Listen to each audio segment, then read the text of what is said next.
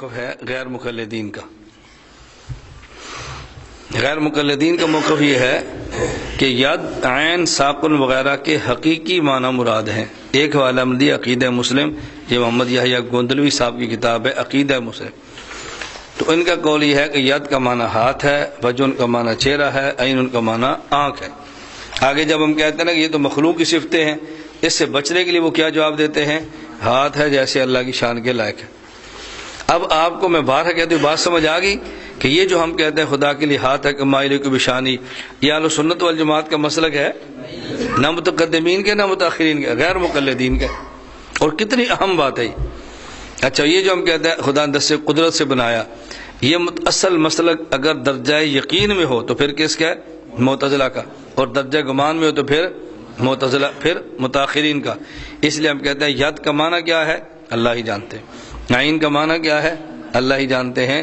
یہ خدا کی صفت ہے کہ جس کو اللہ کے علاوہ کوئی نہیں جانتا۔ غیر مقلدین کہتے ہیں کہ ید، عین، وجہ ان کے حقیقی معنی مراد ہیں، اور بچنے کے لیے وہ کہہ دیتے ہیں کہ اللہ کی شان کے لائق، خدا کا ہاتھ ہے جیسے اللہ کی شان ہے، خدا کا چہرہ ہے جیسے اللہ کی شان ہے، خدا کی آنکھ ہے جیسے اللہ کی شان ہے، وہ یوں کہتے ہیں۔ اب ہمارے موقف پہ دلائل سنیں اور کہ ہمارا موقف کتنا مضبوط ہے۔ نمبر 1، قرآن کریم میں ہے قل هو اللہ احد اللہ الصمد، اور صمد کا معنی الذی لا یحتاج الی احد ویحتاج الیہ کل احد، تفسیر مدارک۔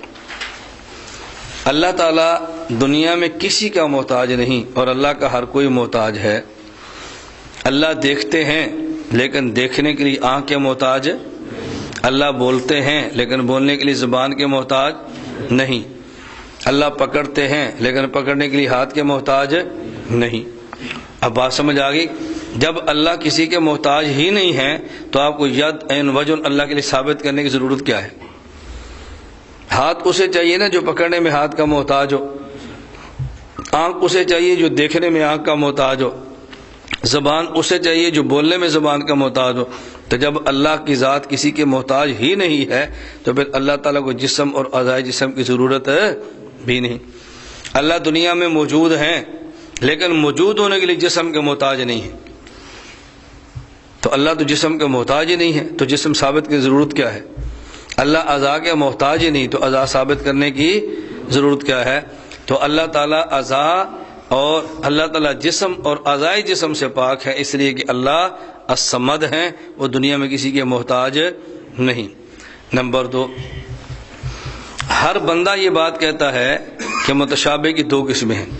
نمبر 1، غیر معلوم المعنی غیر معلوم المراد۔ نمبر 2، معلوم المعنی اور غیر معلوم المراد۔ اب بات سمجھنا، اگر غیر مقلدین کی بات کو مان لیا جائے تو پھر متشابہ کی 3 قسمیں ہو جائیں گی۔ کیوں؟ وہ کہتے ہیں یدن، اس کا لغوی معنی ہمیں معلوم ہے، ہاتھ ہے، اور یہاں ید سے کیا مراد ہے؟ ہاتھ۔ تو لغوی معنی بھی معلوم ہے، شرعی معنی بھی معلوم ہے، اور معلوم کیا نہیں ہے؟ کیفیت، کہ ہاتھ کیسا ہے یہ نہیں پتہ۔ تو متشابہ کی 3ری قسم نکل آئی، معلوم المعنی اللغوی، معلوم المراد شرعی، مجہول الکیفیت، اور اس کا دنیا میں کوئی بھی قائل نہیں ہے۔ اس کا دنیا میں، جسے ہم سمجھانے کے لیے کہتے ہیں متشابہ کی 3 قسمیں ماننا باطل ہے، اور مستلزم باطل بھی باطل ہوتا ہے۔ یہ 3 قسمیں کیوں آئی ہیں؟ اس لیے کہ ہم نے ید اور وجہ کا حقیقی معنی مان لی ہے۔ اگر حقیقی معنی نہ مانے تو پھر 3 قسمیں ثابت نہیں ہو سکتی۔ دلیل سمجھ آ گئی؟ متشابہ کی 2 قسمیں ہیں۔ نمبر 1، معلوم المعنی یعنی لغوی، اور معلوم المعنی غیر معلوم المراد۔ نمبر 2، غیر معلوم المعنی اور غیر معلوم المراد۔ اگر ہم کہیں یدن کا معنی ہاتھ، عین کا معنی آنکھ، وجہ کا معنی چہرہ، ساق کا معنی پنڈلی، اگر حقیقی معنی مراد لیں پھر متشابہ کی 3 قسمیں ہو جائیں گی۔ لغوی معنی بھی معلوم ہے کہ ید ہاتھ کو کہتے ہیں، اور یہ شرعی معنی بھی معلوم ہے یا مراد ہاتھ ہے، اور کیا معلوم نہیں ہے؟ کیفیت معلوم نہیں ہے، تو پھر 3 قسمیں ہو جائیں گی، اور تیسری قسم ہوگی معلوم المعنی، معلوم المراد، غیر معلوم الکیفیت، مجہول الکیفیت، اور دنیا میں 3 قسموں کا کوئی بھی قائل نہیں۔ نمبر 3، ایک ہے جنس اور ایک ہے نوع۔ ایک ہے جنس اور ایک ہے نوع۔ جنس کسے کہتے ہیں؟ هو کلی مقول علی مختلف الحقائق، اور یہ جنس ہے. تو جنس ایک ایسی کلیہ ہے کہ جس کے تحت مختلف الحقائق کلیاں ہوتی ہیں. یہ جنس ہے جس کے تحت کئی انواع ہوتی ہیں. لیکن یہ ضابطہ ہے کہ جنس کا وجود نوع کے وجود کے ضمن میں پایا جاتا ہے.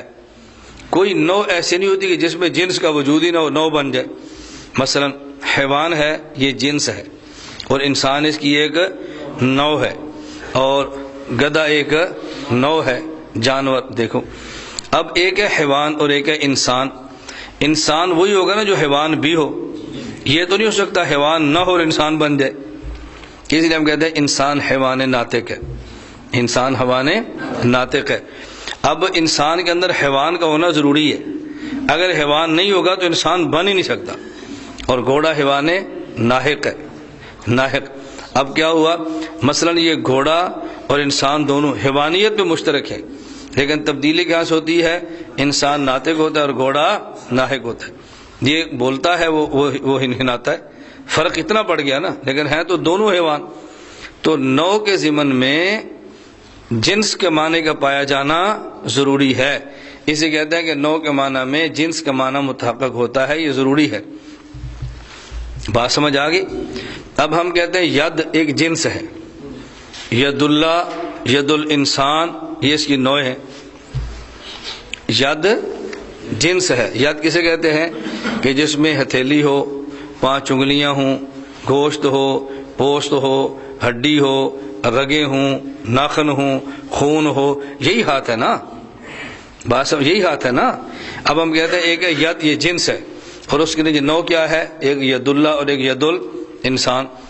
اور نوع کے ضمن میں جنسی معنی ہونا ضروری ہے. جب آپ کہتے ہیں کہ ید اللہ سے مراد حقیقی ید ہے، تو حقیقی ید میں تو انگلیاں ہوتی ہیں، حقیقی ید میں تو خون ہوتا ہے، حقیقی ید میں تو ہڈیاں ہیں، اس میں تو رگیں ہیں، اس میں تو پورے ہیں. بات سمجھ آ رہی ہے؟ اور یہ جو حقیقی ید ہے یہ حادث ہے.